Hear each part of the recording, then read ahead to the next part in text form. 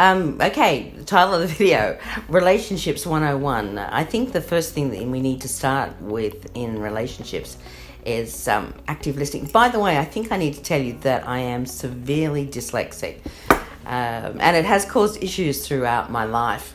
I did a double master's. I did 2 masters at once, and being severely dyslexic and trying to do that level of study didn't exactly work out all the time. Anyway, so the most important thing about learning of a new way of communicating is active listening. And active listening isn't just, I've heard a bit about what they've said. You know whether someone's actively listening to you or not. If they tend to be, like this and they're leaning, or they're like this, or, looking sort of a bit to one side, they're not actually listening to you, or they've gotten to a point where they're feeling tired, they've switched off. You're much better off at that point to discontinue whatever conversation you're having and ask them a question and try and encourage engagement with them. Part of active listening is the feedback. So if you're really listening to someone, you will be able to tell from their facial expressions, from their body language, what they're feeling. And you'll be able to feed that back and say, okay, so are you feeling bored at the moment? Are you feeling switched off? Have you sort of closed down? Actually talk with them and engage with them. When we're active listening, we understand other people. We can often be listening and not take on board what someone else is saying, and we think we've gotten enough of it.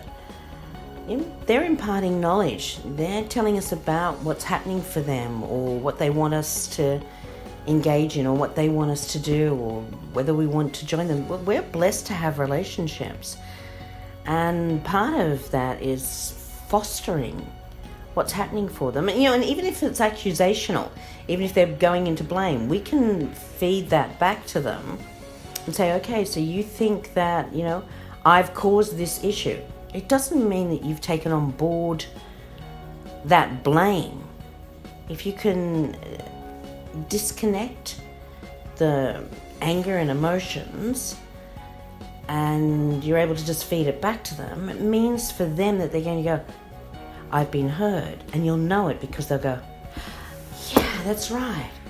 You'll find their body, their shoulders will drop, their facial expressions, they'll start to, yeah, that's right. You understand, you know what I mean. So that's active listening.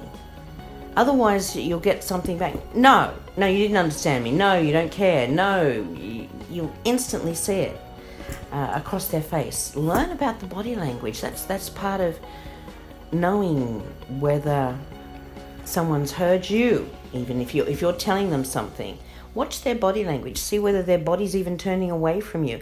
See where their feet are pointing. See where their shoulders are pointing. Are they towards you? Are they engaging you with eye contact? Provided, that's part of the culture. I think cultural dimensions come into this too. Various cultures may not want to be front on with you, may not want to have eye contact with you. They may not want to stand with their feet directly facing you. So you've got to take in, of course, that cultural dimensions have a part to play. Generally, we can tell from people's facial expressions whether we're being listened to or whether they've listened to us.